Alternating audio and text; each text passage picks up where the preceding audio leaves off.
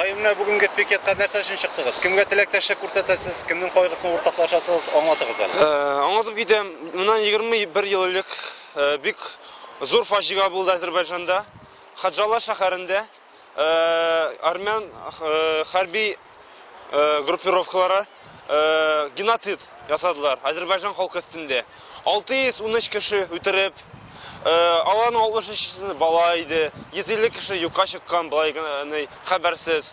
Бу геноцидны искә алып, аны без онытырга хакыбыз юк дип искә төшерергә чыкты бүген. Бүген бөтен Төркия дөнья, Төркия, Әзербайжан һәм башка төркияләр бу көнне искә ала.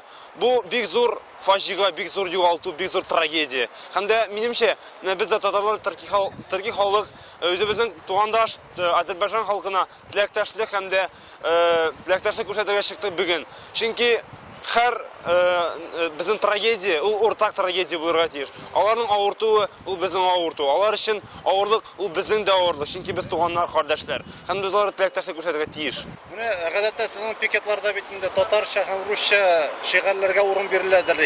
Ләкин бүген рус һәм Әзербайжан телләрендә генә шигырьләр күренә. Ни өчен татарча юк? Бүген рус һәм төрек телендә дөресрәге. Ялгышмасам, чөнки мен төркчәгә тәрҗемә итегез дип сораган. Беренчедән, бөтен Төркия дөньяга таралачак.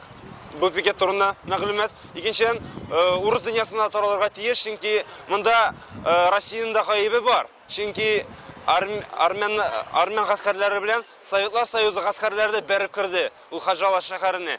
Минемчә, монда Россиянең кытырту аркасында Армения шундый адымга барды дип саныйм. Монда зур гаеб Россия кулында да дип саныйм.